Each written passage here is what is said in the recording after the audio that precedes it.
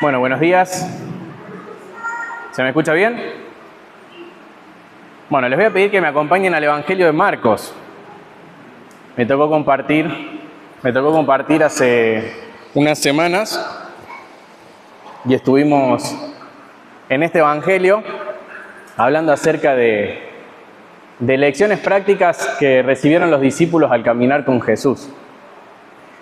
Ustedes saben que hay una palabra que nosotros usamos mucho, pero que no existe hace tanto tiempo en la historia de la humanidad. En 1930, un psicólogo se le ocurrió agarrar un término que se usaba en la física y traerlo para poder hablar acerca de las personas, y es la famosa palabra estrés. Antes no existía. Y las primeras teorías sobre el estrés lo definían de una manera muy simple. Era la idea de aquello que sucede en el ser humano cuando percibe que lo que le rodea supera los recursos que él tiene para afrontar eso, ¿sí? O dicho de otra manera, cuando algo o alguien me pide más de lo que yo puedo dar. Y la verdad es que la vida es estresante, porque si lo pensamos en esos términos, estamos rodeados de circunstancias las cuales nos superan y nos muestran que somos insuficientes. La idea de hoy es poder compartir acerca de esto. El apóstol Pablo, hablando de lo glorioso que es servir en el nuevo pacto, dijo en un momento a los corintios: y para estas cosas, ¿quién es suficiente? En otras palabras, ¿quién tiene lo que hace falta? ¿Quién está capacitado para afrontar semejante ministerio? La idea al tomar este pasaje de Marcos, en Marcos 6, desde el versículo 30, recuerden que Marcos es un evangelio que resalta a Cristo en acción, al Cristo que es siervo, y nos muestra lecciones muy prácticas de la vida de Jesús. La idea es poder ponernos en las sandalias de los discípulos una vez más y experimentar con ellos 24 horas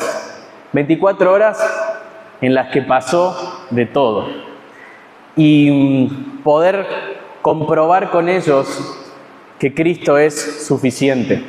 Y el punto de la prédica, el punto del mensaje central, es que nosotros podamos comprobar lo mismo, que Jesús es suficiente para que afrontemos la vida y el ministerio.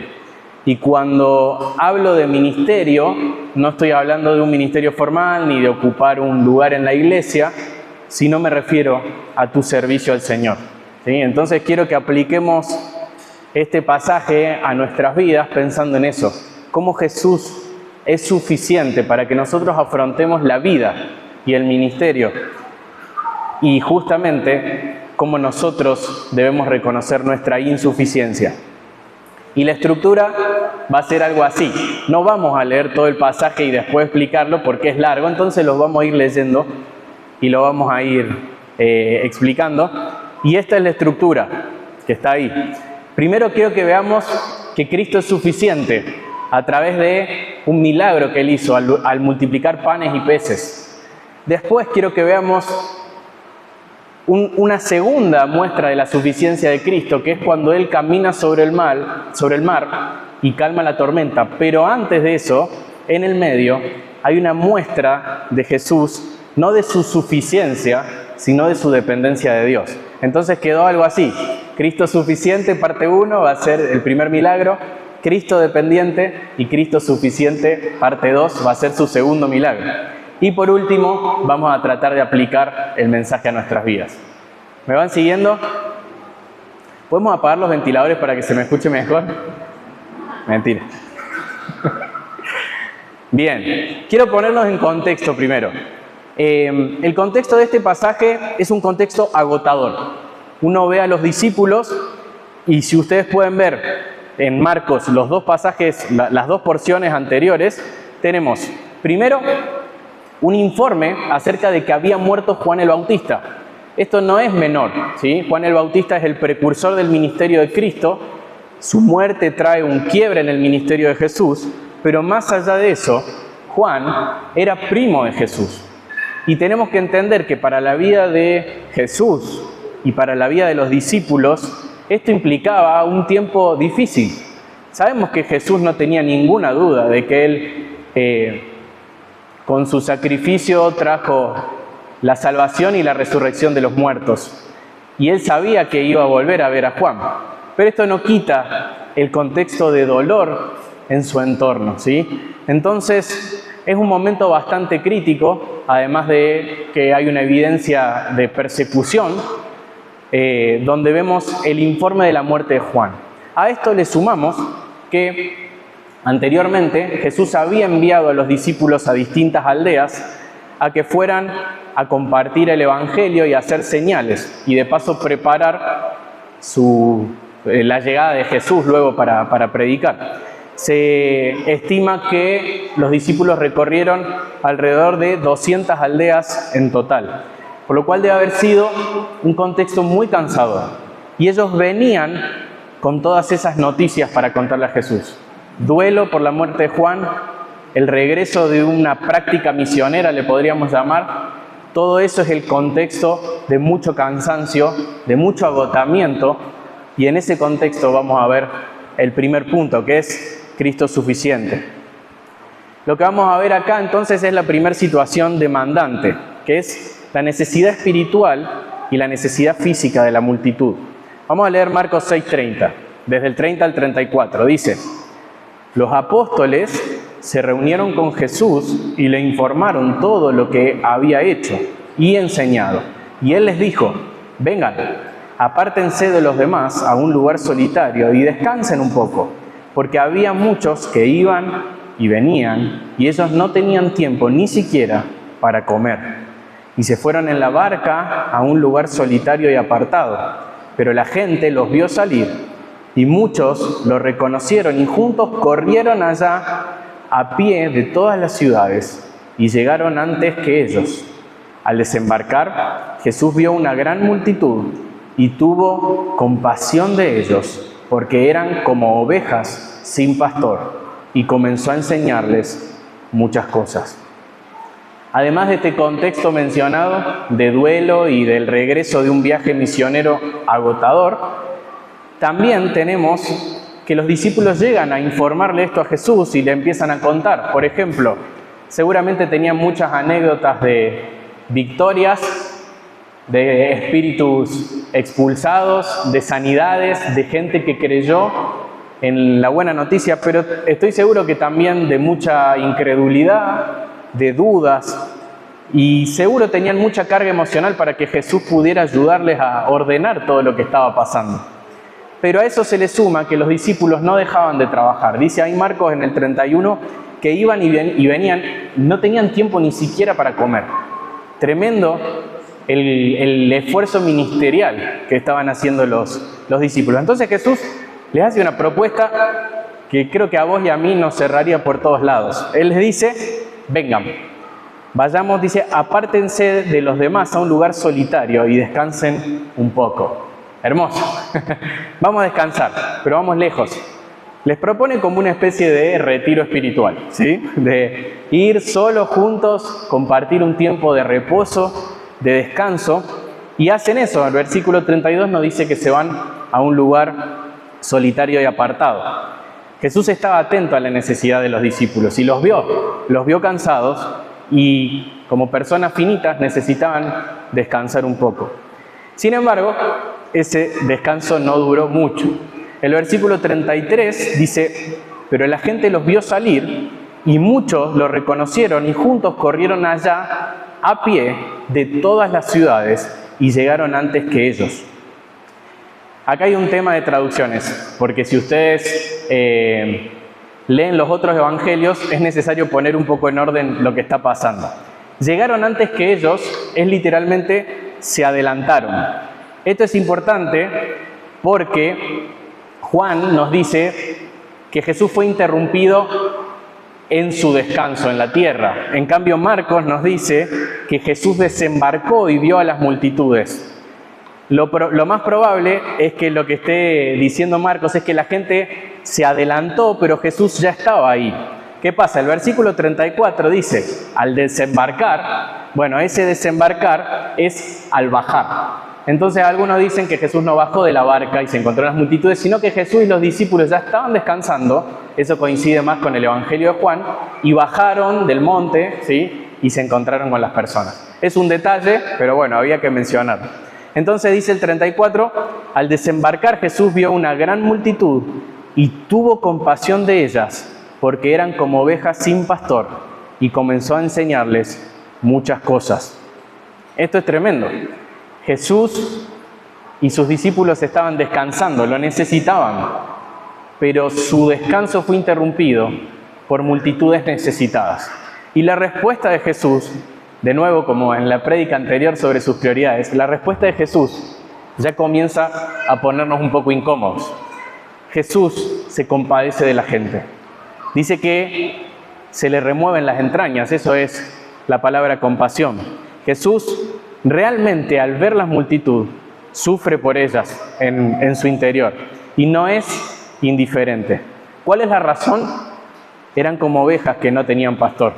Los líderes de la época se encargaban de atar cargas pesadas en la gente, no las guiaban a Dios, y Jesús los ve y los ve perdidos, los ve necesitados y deseosos de aprender y conocer a Dios.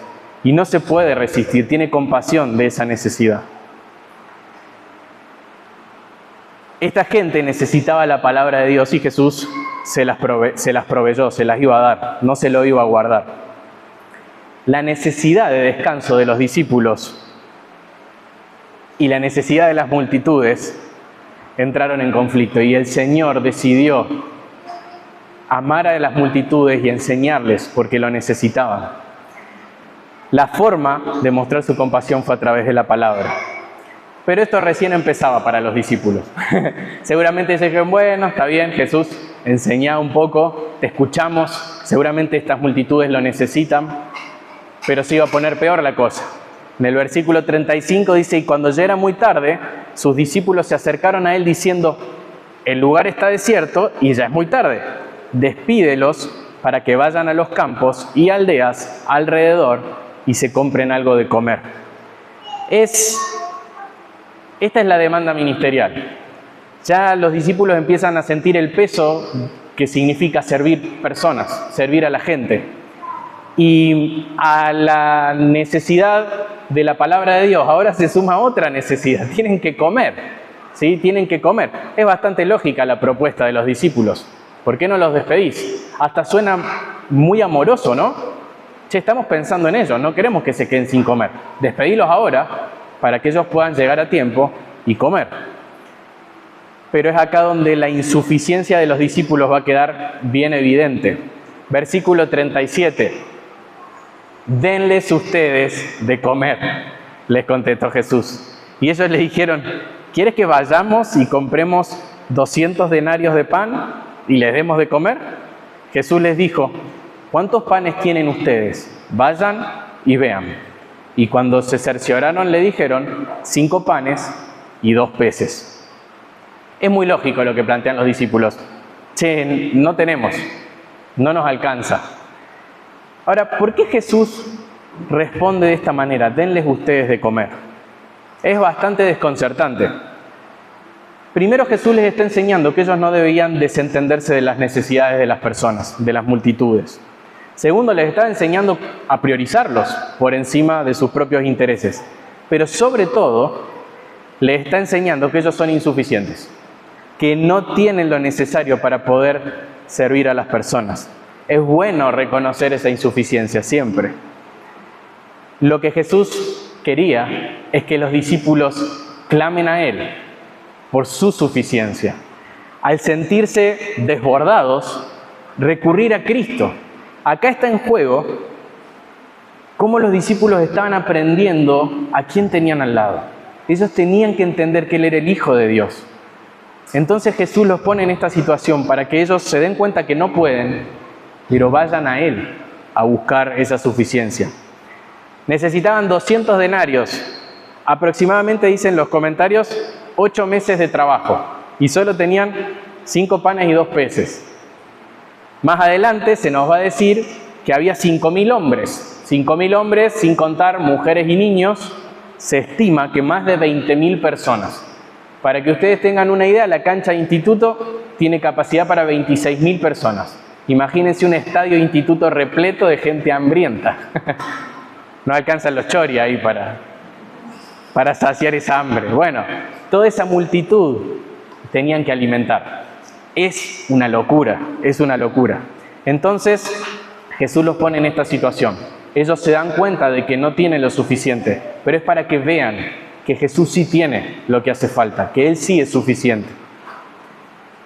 Vamos a hablar de la suficiencia de Cristo a partir del versículo 39. Dice: y les mandó que todos se recostaran por grupos sobre la hierba verde.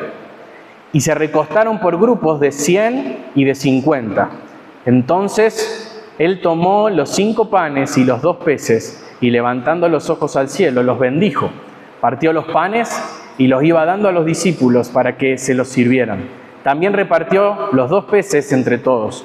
Todos comieron y se saciaron. Recogieron 12 cestas llenas de los pedazos y también de los peces. Los que comieron los panes eran 5.000 hombres. Jesús los manda a sentarse, bendice los alimentos. Juan nos dice que le da gracias a Dios por la comida y obra el milagro. Y reparte toda esa alimentación, todos esos panes y peces en todas las multitudes. Quisiéramos tener detalles de esto.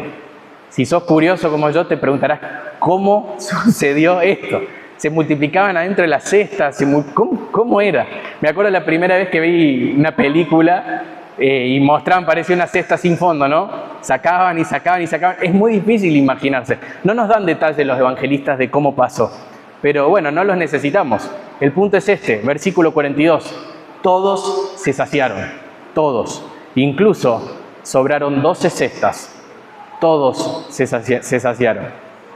Y hay una doble enseñanza en este milagro, específicamente sobre esta suficiencia de Jesús. Primero, Jesús está mostrando su divinidad. Él está mostrando que Él es Dios. Jesús va a usar este milagro para referirse a sí mismo como el Salvador, ¿sí? Nosotros tenemos esto no en este pasaje en Marcos, sino en el Evangelio de Juan. En el Evangelio de Juan, Jesús concluye este milagro diciendo: yo soy el pan de vida. El que a mí viene no tendrá hambre y el que cree en mí nunca tendrá sed. Jesús usa este milagro para mostrarle que ellos no necesitaban solamente comida, necesitaban al pan de vida, ¿sí? Y ese era Él. ¿Qué respuesta uno hubiese esperado de las multitudes frente a semejante milagro? Adoración, asombro, humillación delante de Cristo, reconocimiento de su divinidad. Acaban de ver algo que no tiene ningún tipo de sentido. Comprender el significado espiritual de esto. No está frente a cualquier persona, está frente al Hijo de Dios. Sin embargo, Juan nos narra que tuvieron una idea, entre comillas, mejor: hacerlo rey. Si nosotros hacemos que este tipo sea nuestro rey, nunca nos va a faltar nada. Me imagino que a algunos se le debe haber cruzado: podemos independizarnos del Imperio Romano. Directamente tenemos todo lo que necesitamos.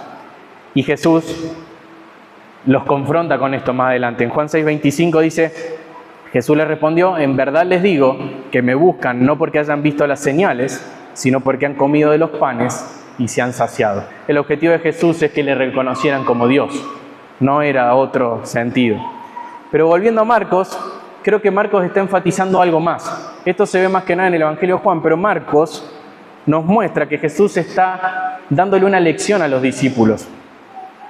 Jesús les dice que le den de comer. Los discípulos son parte de lo que Jesús está haciendo. Y lo primero que vemos es que Jesús no obra el milagro sin los discípulos. Porque les dice: denles de comer, vayan y vean. Y luego son ellos los que van y reparten. Es muy lindo esto, porque Jesús tenía el poder para hacer lo que quisiera, pero los suma a su servicio. Y les dice: vayan, vean, busquen, denles de comer.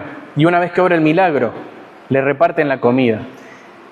Pero Jesús quiere mostrarles no solamente que ellos son parte del equipo ministerial y de servicio, sino de que esa obra ministerial es una obra que demanda más de lo que nosotros podemos dar. El servir a Cristo es hacer algo para lo cual no estamos capacitados. Nosotros somos llamados a servir a Dios y no podemos hacerlo. No tenemos lo que hace falta para poder servir a Dios de una manera correcta. Pero Cristo sí. Y esa es la idea central. Jesús les muestra que Él es suficiente para que ellos afronten su vida y el ministerio. Hasta acá el primer punto, el Cristo suficiente parte 1. Pero antes de pasar al siguiente milagro que todos conocen, Jesús camina sobre las aguas, Pedro quiere ir con él, eso no lo va a narrar Marcos, pero Jesús termina subiendo a la barca, calma la tormenta. Tenemos una situación muy particular. Y vamos a ver cómo Jesús se muestra como dependiente. Es muy lindo pensar que tenemos dos manifestaciones espectaculares de Jesús, que muestran que Jesús como Dios podía hacer lo que Él quisiera. Pero en el medio, Jesús no muestra necesariamente su suficiencia, o mejor dicho, sí la muestra. Muestra cómo Jesús busca su suficiencia en Dios, en oración. Los vemos a Jesús expresando su humanidad, necesitando de Dios. Versículo 45. Enseguida Jesús hizo que sus discípulos subieran a la barca y fueran delante de él al otro lado, a Betsaida, mientras él despedía a la multitud. Después de despedirse de ellos, se fue al monte a orar. Jesús le dice a los discípulos, vayan, crucen con la barca al otro lado, yo despido a las multitudes. Y Jesús, luego de despedir a las multitudes, hermoso, ¿no? Jesús no enseñó, alimentó y se fue. Se tomó el tiempo de saludarlos, se quedó despidiendo a la gente. Y Jesús, luego de eso, se va al monte a orar. ¿Por qué Jesús se fue a orar en este momento? ¿Por qué debe haber tomado la decisión de apartarse solo en este momento?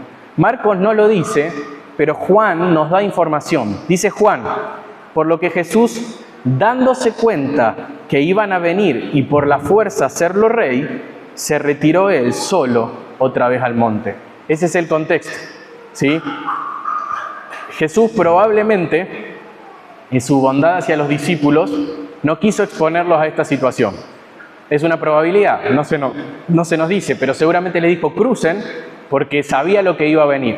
La gente se le acerca, lo quiere hacer como rey. Y recuerden que la última vez que esto había pasado fue en la tentación, la última vez que se nos narra, en la tentación de Jesús en el desierto. El diablo hacía todo lo que estaba a su alcance para desviar la mirada de Jesús del sacrificio que nos iba a salvar. Y Jesús tenía que soportar esa tentación. Él no había venido a ser rey, Él había venido a morir porque era la única forma de obrar la salvación que nosotros necesitábamos. Entonces Jesús, frente a esa tentación, frente a esa necesidad, se dio cuenta que tenía que orar.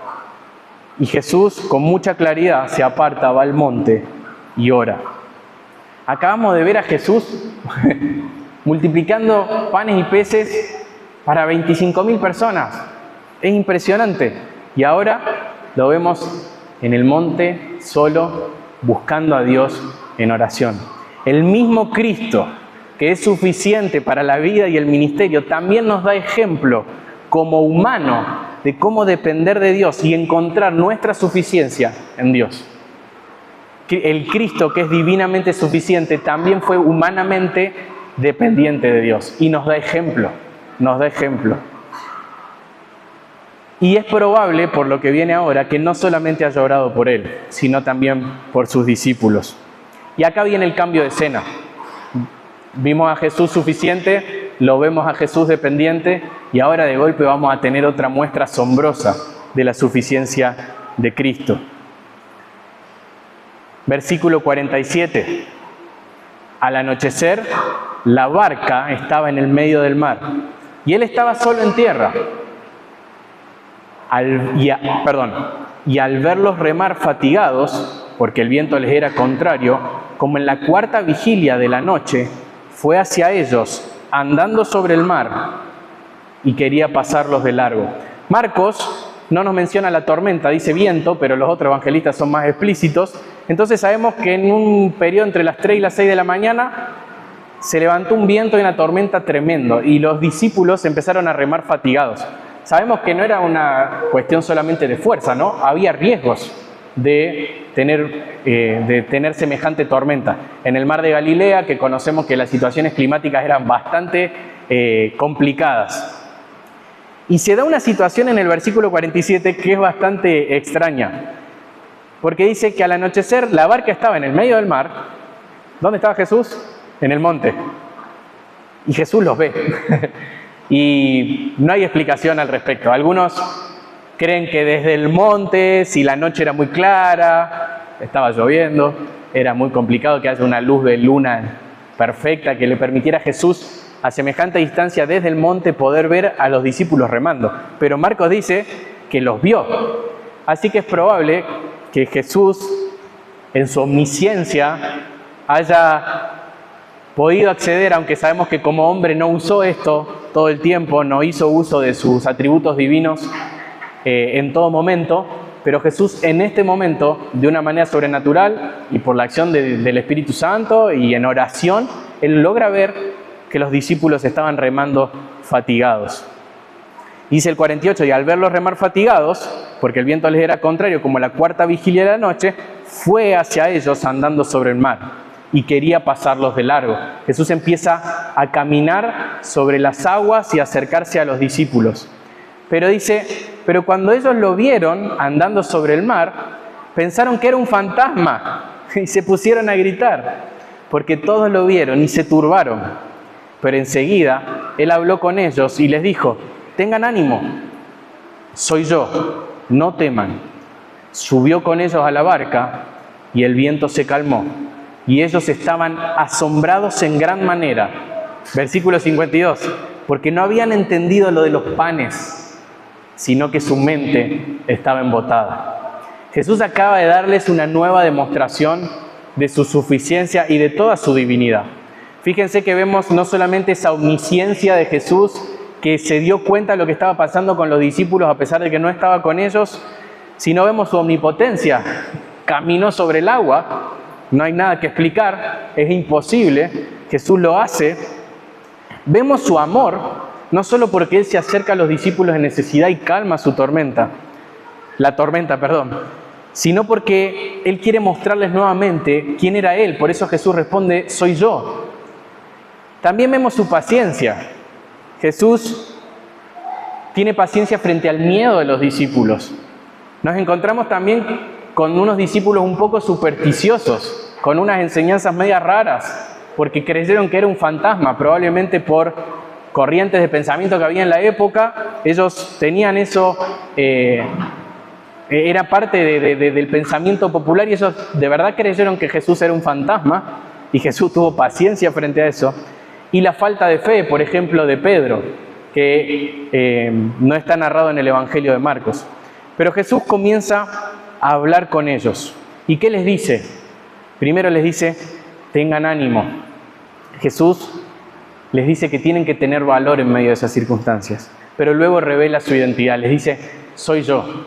No solamente soy yo, Jesús, quédense tranquilos, soy el mismo que acaba de multiplicar los alimentos, sino yo soy. Todos sabemos el peso que tenía esas palabras para un judío. Cuando Dios se presentó a Moisés, le dijo que Él era el yo soy, que así debía presentarlo delante de los egipcios. Yo soy, Él es el que es. Y Jesús está diciendo, yo soy. La enseñanza central de este pedacito es lo mismo que vimos recién. Jesús es suficiente. Quiero que entendamos también lo que está pasando. Si tomamos todo el pasaje junto, como lo estamos haciendo, recuérdense que lo primero que hizo Jesús fue decirles, vamos a descansar. De ahí en adelante no hubo descanso.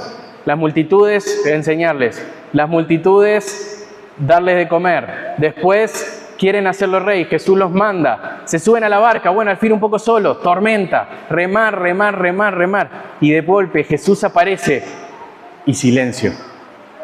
Y de alguna manera Jesús hace real ese descanso que les había propuesto al principio. Ese descanso ahora sí se hace evidente. Las aguas están tranquilas. La barca está quieta en un mar planchado. y Jesús con ellos. Quiero que antes de pasar a las aplicaciones pensemos brevemente en la respuesta de los discípulos. Porque como Jesús les está enseñando, nos interesa saber cómo respondieron ellos. Y vemos una respuesta mezclada de cosas. Lo primero que vemos es asombro y confusión. Marcos nos dice, estaban asombrados en gran manera. Les da miedo la calma, porque había una tormenta. Es sorprendente que de semejante ruido y movimiento de golpe haya silencio y calma. Les da miedo, están asombrados y confundidos. Y también la confusión es porque todavía no terminaban de entender, dice Marcos, lo de los panes. ¿Qué significa lo de los panes? Significa que Jesús es suficiente, que Jesús es Dios, que ellos debían acudir a Él como el único suficiente para todo lo que necesitaran, que debían haber clamado a Él. Eso significa. Pero Marcos no nos dice, pero sí nos dice Mateo, y esto hace que el final sea mucho más feliz, que no solo hubo asombro y confusión, hubo adoración. Dice Mateo 14:33, entonces los que estaban en la barca lo adoraron diciendo, en verdad eres Hijo de Dios. Misión cumplida, lección aprendida. Hermosa esta imagen. El mar calmado y los discípulos ya en calma, adorando a Jesús, diciéndole, vos sos el Hijo de Dios, entendiendo frente a quién estaban. Este es el final feliz de la historia, ¿sí? Los discípulos terminan comprendiendo y tienen la respuesta adecuada. Adoran a Dios. Y quiero que vayamos a aplicar este pasaje a nuestra vida. Y pensé en varias aplicaciones, creo que se podrían aplicar muchas. También sé que pasé por alto muchos detalles porque el pasaje es largo, pero pueden estudiarlo con más profundidad. Y quiero que nos hagamos algunas preguntas. Primero, una manera de aplicar todo lo que acabamos de ver es preguntarnos esto. Hermano, ¿qué provoca tu agotamiento, tu cansancio? Dios nos hizo con fuerzas limitadas, ¿verdad? Quisiéramos hacer todo, pero no podemos. Y está bien reconocer que nuestras fuerzas tienen un límite. Y es lógico que el mundo que nos rodea drene nuestras energías y en algún momento nos demos cuenta de que estamos cansados. Pero no todos los cansancios son iguales. Por ejemplo, acá en este pasaje vemos agotamiento natural por las circunstancias de la vida. Esto es universal. Todo ser humano que camina por este planeta entre, no sé cuántos años, pero toda persona que vive una vida adulta normal sabe que la vida te demanda más de lo que vos tenés y que en algún momento te sentís insuficiente. Por ejemplo, en este pasaje vemos algo que es totalmente natural para todo ser humano, la muerte de un ser querido. Jesús recibe el informe de la muerte de Juan el Bautista. La tormenta de los discípulos son cuestiones climatológicas que están presentes en cualquier momento y nos pueden sorprender. Son circunstancias que nosotros podemos tener en la familia, en el trabajo, cualquier cosa, circunstancias de la vida, ¿sí? Pero tenemos que saber algo. Nunca podríamos experimentar la suficiencia de Jesús si el Señor no nos pone específicamente en situaciones donde nosotros percibamos que somos insuficientes, que no tenemos lo necesario para vivir, para mantenernos en pie en una vida que es muy difícil. No tenemos lo que nos hace falta. Pero no solamente esto. A diferencia de aquellos que no son cristianos, nosotros tenemos una certeza hermosa, que cada una de esas circunstancias están diseñadas artesanalmente por Dios para vos. No es la vida, no es lo que la vida te dio, es lo que Dios te dio. Aunque sea difícil, sabemos que el Señor, Romanos 8, 28 y 29, está trabajando en nosotros, usando que todas las cosas cooperen para nuestro bien, con el propósito de hacernos a semejanza de Cristo. todo lo que vos estás viviendo, aún lo que te muestra que no sos suficiente, que no sabes cómo afrontarlo, está puesto por Dios a propósito, artesanalmente, para que vos puedas ser transformado a la imagen de Cristo. Esto es hermoso y el Espíritu Santo nos recuerda que Cristo es suficiente, que nosotros no. Cada circunstancia difícil, Dios la pone con ese objetivo. ¿Qué deberían haber dicho los discípulos desde el minuto cero? Señor, te necesito. No tengo idea cómo alimentar una multitud, no tengo idea cómo salir de esta tormenta. ¿Qué hacer? Es lo que nosotros deberíamos hacer también, frente a cada circunstancia de la vida. Clamar a Dios, porque Él es suficiente, nosotros no. Pero hay otro tipo de agotamiento en todo este pasaje, y es el agotamiento por servir a Cristo, por servir a Dios. Y este es un agotamiento que no todos tienen. Tener compasión de las personas porque son como ovejas sin pastor, atender a sus necesidades físicas dándole de comer, luchar con tentaciones como lo hizo Jesús frente a las personas que malinterpretaban su ministerio, son todos problemas que vos te podés ahorrar si no servís a Dios. Y la vida es más fácil, entre comillas. No lo es. No hay mejor plan para tu vida que servir al Señor. Pero servir al Señor suma más aflicción y suma más agotamiento del que ya tenés. Pero también te permite que conozcas a Dios de otra manera, porque también Cristo es suficiente en esa situación. Porque vos vas a tener la tentación de decir, si no sirviera Cristo, no tendría tantos problemas. Pero Jesús quiere que vos experimentes nuevamente que Él sí es suficiente para que vos le sirvas a Él. Seguir al Jesús compasivo significa tener una compasión especial en momentos donde hubieses elegido, capaz, la comodidad. Es triste porque no todos los cristianos eligen este camino. Algunos, frente a esta situación, prefieren abandonar. Pero es lindo, es bueno tener agotamiento por servir al Señor y que el Señor renueve nuestras fuerzas. Y Jesús tiene compasión de vos. Y esto es muy lindo.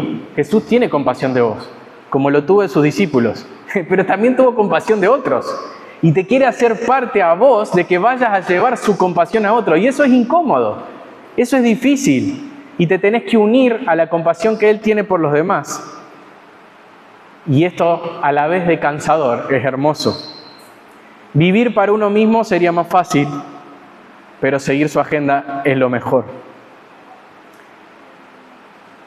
Hay una frase que creo que está ahí, se la saqué a un pastor norteamericano, Samuel Emadi, dice: servir, no consumir, es una de las maneras más profundas en las que Dios llena nuestro tanque espiritual, porque en su reino salvas tu vida al perderla. Esto es lo ilógico del reino de los cielos. El Señor nos asegura que el que pierde su vida por la causa de Él, la encuentra. Y esto es reconocer que vamos a tener más energía mientras más nos cansemos por el Señor. Que el Señor llena nuestro tanque espiritual cuando lo ponemos en el lugar correcto. Esto es difícil y el mundo te va a empujar a lo contrario, te va a decir que la forma de descansar es encontrar tiempo para vos y bla, bla, bla, bla, bla. El Señor te dice: cansate por mí y vas a ver mi suficiencia y vas a ver que yo soy suficiente. Encontrá descanso en mí, pero servime. Unite a mí en mi compasión por los demás. La segunda pregunta, de la cual se desprende el resto de las aplicaciones, es esta: ¿cómo podemos experimentar la suficiencia de Jesús en la práctica? Porque me imagino que ustedes pueden decir: genial, todo lo que estás explicando, pero Jesús ya no está más acá. Jesús no está más entre nosotros. De manera que, ¿cómo puedo yo experimentar la suficiencia de Cristo frente a mi insuficiencia en la vida, en el ministerio, si Jesús ya no está acá? Bueno, algunas aplicaciones prácticas son estas. Primero, tenés que centrar tu vida en su agenda. Si vos vas a llevar tu propia agenda, el Señor no te promete ser suficiente para todos tus planes. El Señor te promete serlo para sus planes. Si vos estás en la voluntad de Dios, siguiendo a Cristo, el Señor se va a manifestar una y otra vez mostrándote que Él puede darte lo que vos necesitas para eso. Si vos haces tu vida No pretendas que Dios esté al servicio de tus planes, porque ese no es el Dios de la Biblia. Segundo, reconoce tu insuficiencia.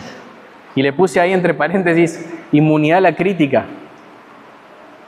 No vas a encontrar nunca en vos mismo lo que necesitas para afrontar tu propia vida y mucho menos el servicio al Señor.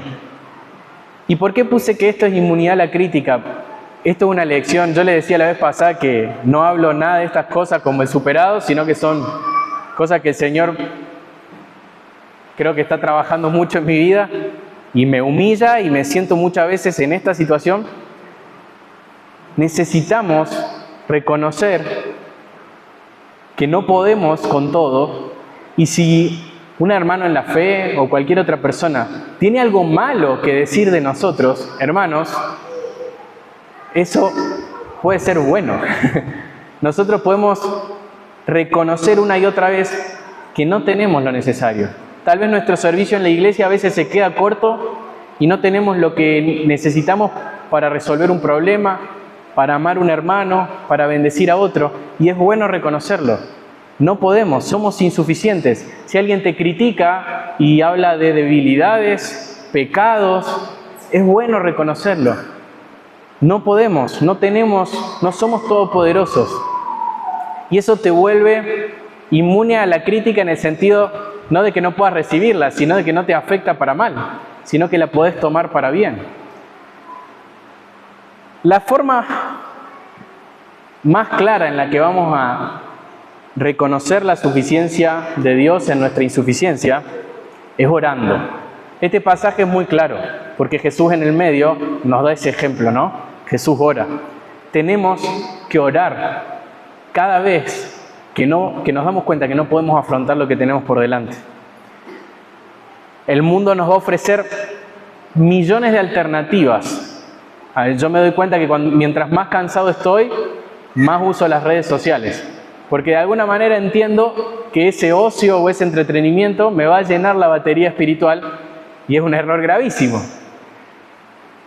Tal vez alguno de ustedes dice, bueno, una escapadita a las sierras, descansar, no está mal, ¿no? Pero necesitamos más que eso.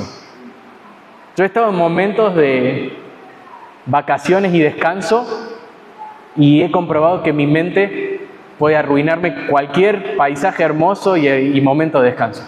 Porque nuestro corazón es capaz de hacer un destrozo con nuestra vida y de cargarnos de una manera que no podemos ni siquiera disfrutar ese descanso físico.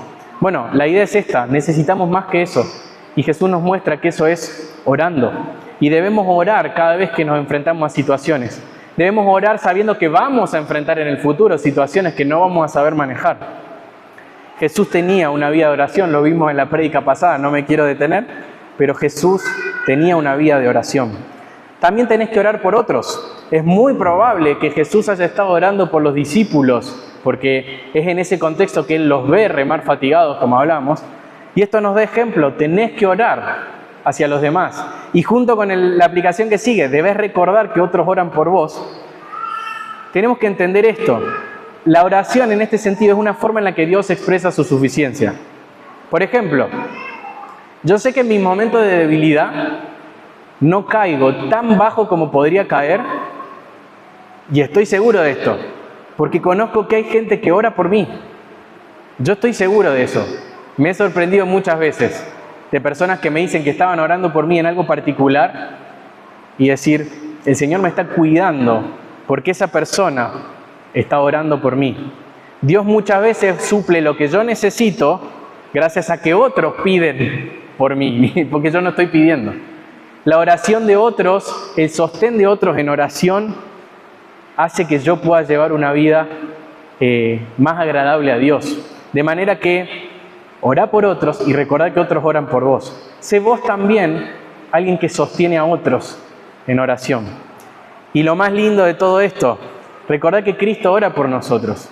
Yo no quiero hacer una alegoría, no me tiren con nada, pero es hermoso ese versículo 47 donde ves a los discípulos remarla y a Jesús en el monte orando, y no puedo no recordar que aunque nosotros estamos en esta tierra remándola, por eso digo que no me maten por la alegoría, Jesús está orando por nosotros. Eso es una verdad espiritual.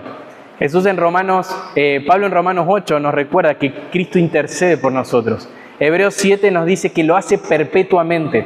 Jesús, si vos estás en Cristo, está orando por vos para siempre.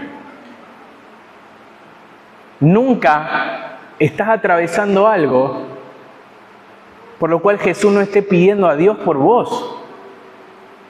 Nunca ocurre nada por fuera de la soberanía de Dios y nunca te podés salir de la mano de Cristo. Jesús está orando por vos. Entonces no solo expreses tu insuficiencia y acudas a la suficiencia de Jesús al orar, sino recordá que aún en tu debilidad al orar, Jesús está orando por vos frente al Padre. Otra aplicación, recibí ayuda de la iglesia. Nosotros sabemos que Jesús ya no está más entre nosotros, ¿verdad? ¿Y qué le dijo Jesús a los discípulos? Que era mejor que Él se fuera, porque ¿quién iba a venir? El Espíritu Santo. Y el Espíritu Santo, que es Dios mismo, nos capacita para la vida cristiana. Pero también nos capacita de una manera en particular. Jesús nos capacita comunitariamente. El Señor no te dio a vos todos los recursos para que vos tengas lo que es suficiente para la vida y para el ministerio. No, hay cosas que decidió no dártelas y decidió dárselas a tu hermano. Entonces lo necesitas al otro. El Espíritu Santo reparte dones como quiere y diseña la iglesia de una manera hermosa para que vos necesites al que tenés sentado al lado, al que tenés sentado atrás, adelante. Entonces, tenés que reconocer tenés que saber que al reconocer tu insuficiencia, el Señor va a expresar muchas veces su suficiencia a través de personas, porque el Espíritu Santo mora en ellos también y les va a dar algo que vos necesitas, una enseñanza, una ayuda, no sé, pero van a suplir lo que vos necesitas, porque el Espíritu Santo obra de esa manera. Entonces, la iglesia es una de las maneras en las que vos vas a experimentar que Cristo es suficiente. Ya Cristo no está entre nosotros, no podés ir a acudir a Él y decirle, Señor, hay una multitud, no sé qué hacer, pero sí vas a tener hermanos en la fe que tienen el Espíritu Santo y obviamente acudir en oración, como decíamos recién, a Dios mismo, pero Él va a usar personas para mostrarte y para llenar esa necesidad. Otra aplicación, no pierdas las expectativas, recordá al Dios que servís. A mí leer estos dos milagros me dejan claro que Dios actúa. Frente a esas situaciones, Dios actúa. Y aunque es inesperado la circunstancia difícil, creo que para los discípulos fue más inesperada la respuesta de Dios. O sea, fue inesperado haber llegado a semejante lío con las multitudes, sin dudas. Más inesperado fue que de golpe 5 panes y 2 peces se hicieran alimento para 20.000 personas. La tormenta fue inesperada, sin duda fue inesperada. Más inesperado fue que Jesús apareciera caminando sobre el agua y le diera fin a esa tormenta. Y yo me doy cuenta que muchas veces escondemos detrás de la soberanía de Dios una falta de expectativas hacia lo que Dios puede hacer. Y decimos cosas, o al menos yo, y bueno, el Señor es soberano, el Señor sabe, y tal vez no estoy esperando ver una vez más al Señor obrar en la vida de los que me rodean, en lo que me sucede. Creo que eso a veces es lo que nos hace no orar. El Señor sigue obrando, es el mismo Dios. Hay una frase famosísima de William Carey: espera grandes cosas de Dios, intenta grandes cosas por Dios. Si vos no esperás grandes cosas por Dios, probablemente no tengas el incentivo para animarte a hacer cosas grandes para Dios. Pero si vos te acordás cuál es tu Dios, vas a estar dispuesto a ir por más, porque sabés que es un Dios grande, y estar expectante a ver qué hace el Señor en su reino, en su iglesia. Y la última aplicación, debemos replicar el final de esta historia que narra Mateo, y es adorar a Cristo. Nuestras agendas cansadas y agotadas por las circunstancias de la vida, por las exigencias de servir a Dios, deberían llevarnos a entender que Cristo es el Dios suficiente, y esto sí o sí tiene que terminar en adoración. Toda agenda ocupada por Cristo debería culminar en adoración a Dios. Si vos estás preocupado por servir al Señor y lo querés hacer de corazón, que esa agenda ocupada por el Señor termine en adoración, por el privilegio de servirle, porque te hace parte de su ministerio, por su intervención, por su intercesión por vos, porque está orando por vos, por su suficiencia, por su ejemplo, por su protección, porque Él es Dios. Eso es lo que entendieron los discípulos. Adorá a Cristo. Para terminar, la enseñanza la repetí un montón de veces. Jesús es suficiente para la vida y para el ministerio. Habíamos leído una pregunta que Pablo se hizo a través de los Corintios, a través de la carta a los Corintios. Para estas cosas, ¿quién es suficiente? Pablo miraba el ministerio que Dios le había encomendado y dice, ¿quién está capacitado para esto? Y unos versículos más adelante, Pablo se responde a sí mismo y te responde a vos y dice, 2 Corintios 3, 4 y 5, esta confianza tenemos hacia Dios por medio de Cristo.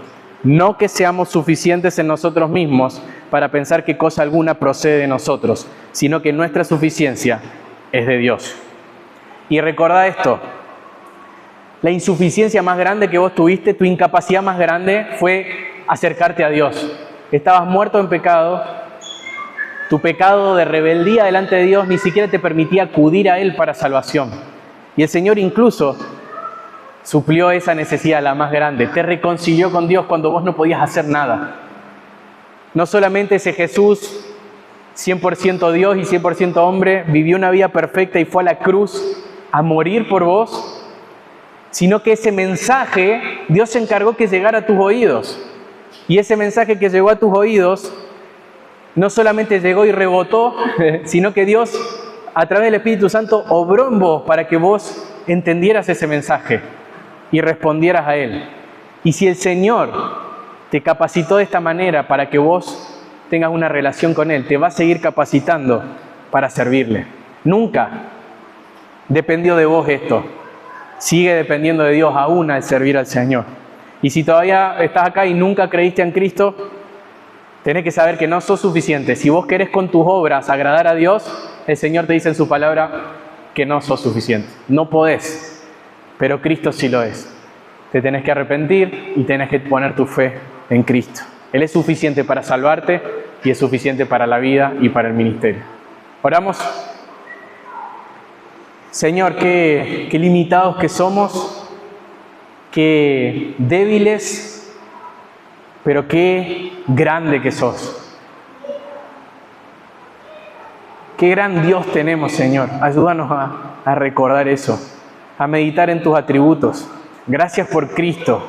Gracias por estas lecciones prácticas que Marcos se encargó de dejarnos para que pudiéramos conocer a Jesús y para que pudiéramos reflexionar sobre nuestra insuficiencia.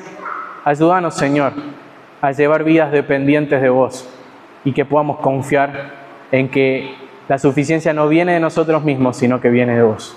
En el nombre de Jesús. Amén.